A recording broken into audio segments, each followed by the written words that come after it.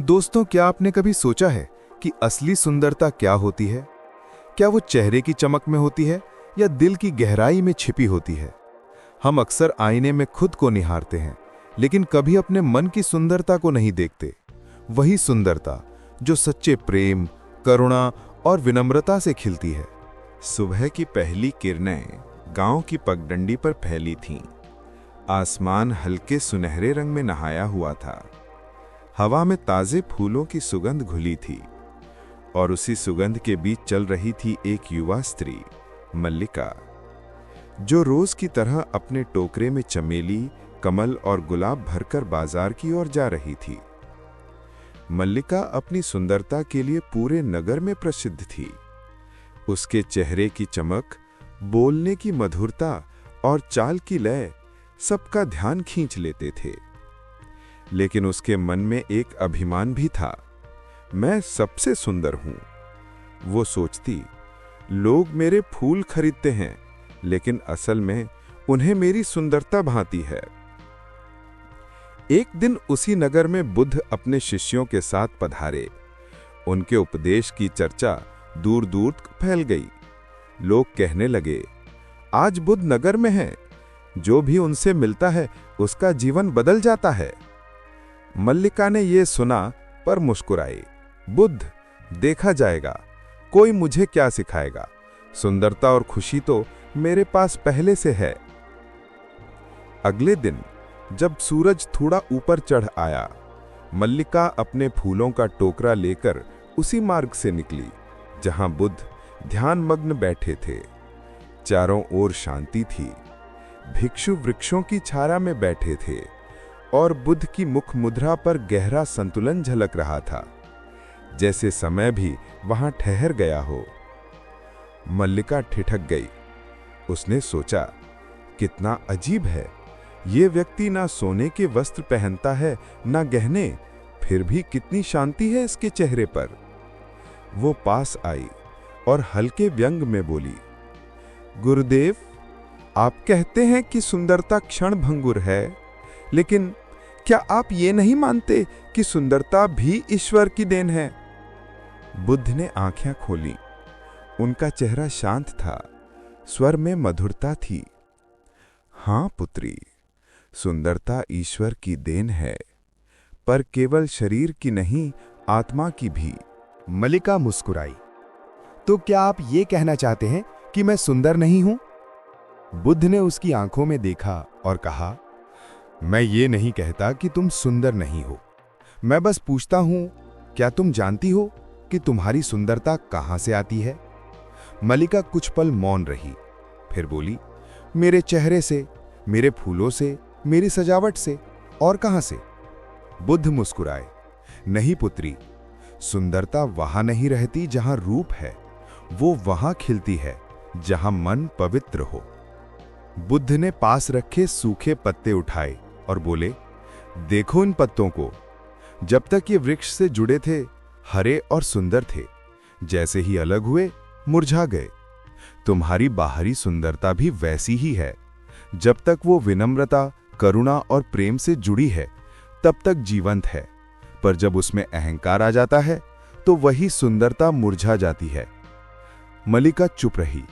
उसके भीतर कुछ हलचल हुई, पर उसने अपने अहंकार को ढाल बना लिया। तो क्या आप कह रहे हैं कि मेरी सुंदरता असली नहीं है? बुद्ध ने शांत स्वर में कहा, मैं ये कह रहा हूं कि तुम्हारी सुंदरता अधूरी है। फूल तभी सुंदर हैं जब वो सुगंध बांटते हैं, केवल दिखने में नहीं। मल्लिका बिना कुछ कहे लौट गई। उस रात उसे नींद नहीं आई। बुद्ध के शब्द उसके मन में गूंजते रहे। फूल तभी सुंदर है जब वो सुगंध बांटता है। अगली सुबह जब उसने आईने में खुद को देखा, तो पहली बार महसूस हुआ, क्या सचमुच मेरी सुंदरता बस चेहरे तक सीमित है? वो बाजार गई। पहले की तरह लोग आए, फूल खरीदे, उसकी प्रशंसा की, पर इस बार उसके मन में कोई उत्साह नहीं था। उसने महसूस किया, ये सब शब्द खाली हैं, जैसे बिना सुगंध के फूल। वो उसी शाम फिर बुद्ध के पास पहुंची। इस बार उसके कदम धीमे थे, आंखें विनम्र थीं। वो बोली, गुरुदेव, क्या सच्ची सुंदरता सच में भीतर से आती है? बुद्ध मुस्कुराए। हाँ पुत्री, जब हृदय करुणा से भरता है, जब वाणी मधुर होती है, जब कर्म दूसरों के कल्याण के लिए होते हैं, तब मनुष्य सुंदर बनता है। तब उसकी सुंदरता कभी नहीं मिटती। बुद्ध ने आगे कहा, सुंदरता की सबसे बड़ी परीक्षा तब होती है जब तुम्हारे पास देने के लिए कुछ नहीं होता, फिर भी तुम मुस्कुराते हो। जब तुम्हारे मन में किसी के प्रति द्वेष नहीं होता, तभी तुम खिले हुए फूल बन जाते हो। मल्लिका ने अपनी आंखों में आंसू महसूस किए। उसने कहा, भगवान, मैं अब तक अपने रूप पर गर्व करती रही, लेकिन आज समझी हूं, रूप तो बदलता है, लेकिन गुण सदा रहते हैं। बुद्ध ने कहा, यही बोध ही सच्चा सौंदर्य है।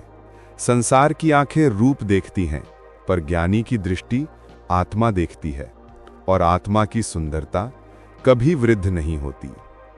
मल्लिका ने प्रणाम किया और बोली, गुरुदेव, मैं अब अपने फूलों को केवल बेचूंगी नहीं, बांटूंगी भी, क्योंकि अब मैं जान गई हूं कि फूल की सुंदरता उसकी देने की शक्ति में है। बुद्ध ने सिर हिलाया और कहा, सुगंध बांटना ही जीवन का सार है। उस दिन के बाद मल्लिका का जीवन बदल गया।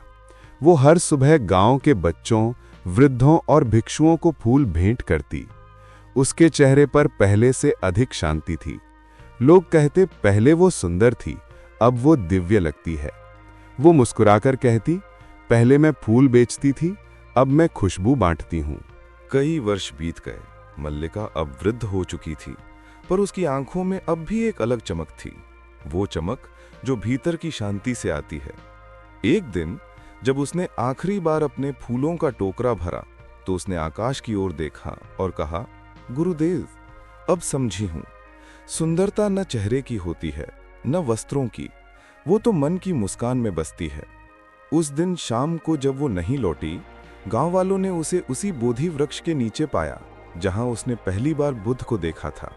उसके आसपास बिखरे थे फूल, जिनकी सुगंध पूरे वातावरण में फैली थी। मल्लिका के जाने के बाद गांव में एक अजीब शांति छा गई। जो लोग रोज उससे फूल खरीदते थे, वे अब खाली हाथ बाजार में खड़े रहते। पर सबसे अधिक परिवर्तन उन बच्चों में दिखा जिन्हें मल्लिका रोज मुफ्त फूल देती थी। छोटी सुमति, जो मल्लिका से सबसे अधिक प्रेम करती थी, रोज उसी बोधि वृक्ष के नीचे आकर बैठती।